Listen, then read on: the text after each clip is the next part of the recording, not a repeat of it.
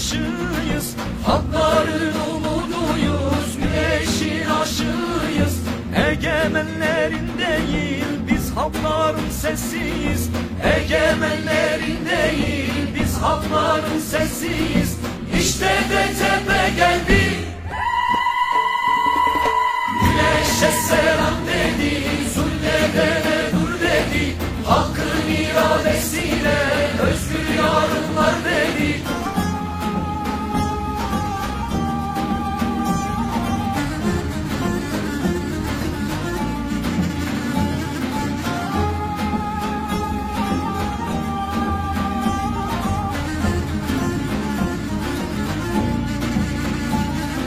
Kadın öncü olunca, gençlik meydan alınca, Kadın öncü olunca, gençlik meydan alınca, halk irade olunca, zulme darbe vurunca, halk irade olunca, zulme darbe vurunca, işte DTP geldi. Özgür yurttaşla geldi, özgür kentler istedi. Dilen dilene değil, dilenene ses verdi.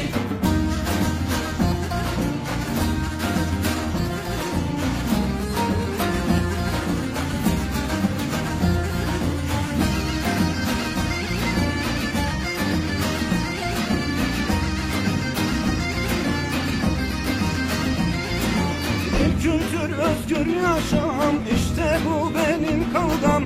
Bir kültür özgür yaşam, işte bu benim kavgam. Özgür kent, özgür insan, işte bu benim sevdam. Özgür kent, özgür insan, işte bu benim sevdam. İşte DTP geldi, savaşlar bitsin dedi, kardeşlik gelsin dedi. Barışa bir şans için senden bir ses istedi.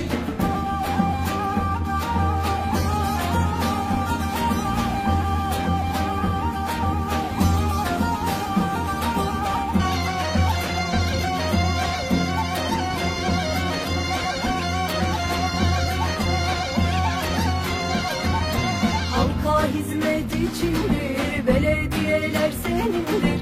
Halka hizmet içindir, belediyeler senindir.